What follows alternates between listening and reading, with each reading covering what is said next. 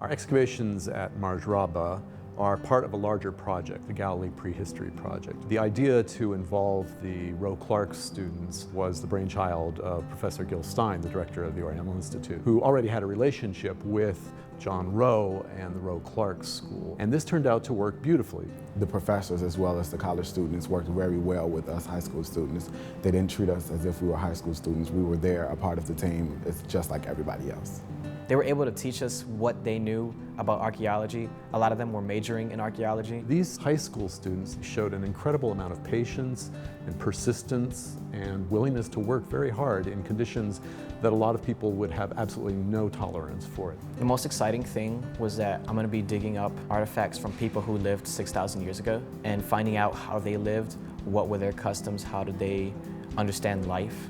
We found a lot of pig bones that were on the site, and to me that was interesting because today they don't eat pig in Israel. It's against their customs. But we were finding pig bones and they were cut and broken, and we could tell that someone had cooked these pigs up and eaten them.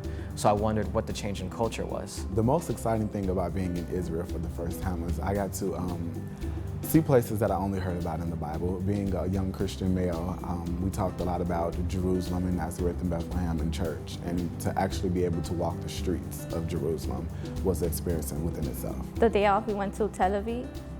It was amazing because we got to ride bikes, we went to the Mediterranean Sea. The most exciting one was meeting new people and new culture too.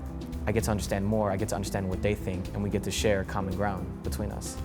For these students, high school students, they're getting to that stage where they're now starting to plan on going to college. Working with other volunteers and students who are already in college or are already graduate students gave them an unexpected insight into the different paths that they can take, the different things they need to do, the different possibilities. I want to study religious studies. Just being exposed in Jerusalem, being exposed to basically to three religions, Jewish, Muslims, and Christianity.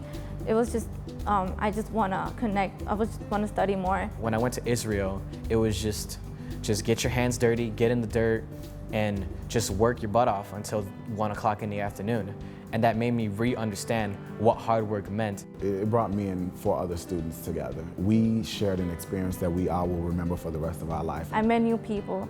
I got to dig, I got to work and see how a really archaeologist was. I'd like to thank the University of Chicago for providing us with everything that we need. And the Oriental Institute for sponsoring this for those high school students was really cool.